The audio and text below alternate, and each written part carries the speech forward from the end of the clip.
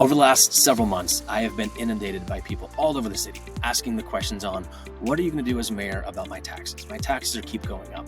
Over the last 10 years, if you bought a house back in 2015, your taxes today are 75% higher. For most people, that means about a $200 a month increase just to pay your taxes. And for some people, they haven't seen that same increase in their salaries or they take home from the work. So what we could do about this? As mayor, one of the things I want to do is lead the implementation of a new tax reform change that changes and adjusts how we tax real estate and the buildings that are on it. One of the things that cities can control about real estate is the zoning, the land, what it's used for. And when we think about who's burdening right now, it's a lot of homeowners. It's the hardworking families that call Richmond home.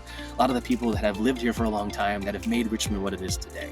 But they're feeling the financial pressure of our growth and success. So what do we do about it? Well, I believe we can transition from a current tax structure that punishes people, right? The thing we're seeing of I'm staying in my house and I'm paying more because my neighbor sold their house. That's not fair. And they're right.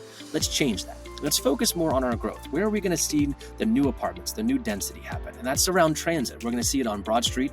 We're going to see it taken into shape into the counties. And more importantly, you're going to see the new north-south BRT on Chamberlain Avenue down into Southside through Hull Street, Midlothian Turnpike, and Richmond Highway as the places we're going to grow next. So let's plan for growth. And as we think about what zoning can do for land, let me give you an example. 10 years ago, a parcel of land in Scott's Addition was worth about $200,000. Just this summer, it was sold for $4 million. That change was done because we zoned it for a new apartment and new housing that fit into that space. So city controls the ability of creating this value. I think moving forward, I want to put City Hall in the driver's seat of transitioning, taxing our homeowners, our hardworking families, and focus more on how we're going to grow together. Because that math makes a lot of sense to me in generating new housing, creating new jobs, but also needed amenities. That new apartment can have a first floor retail space for a new grocery store or a corner market. It can have access to childcare, early childhood development centers, or a pharmacy and medical services, all needed amenities all across our city.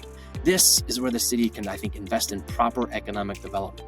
So for more information around my tax policies and more importantly, my housing plan, AndreasAddison.com has all of my priorities, my accomplishments, my policy work I've already done, but more importantly, it shows you what I'm going to do next. As your mayor, I will lead Richmond forward to a beautiful, bright, and thriving city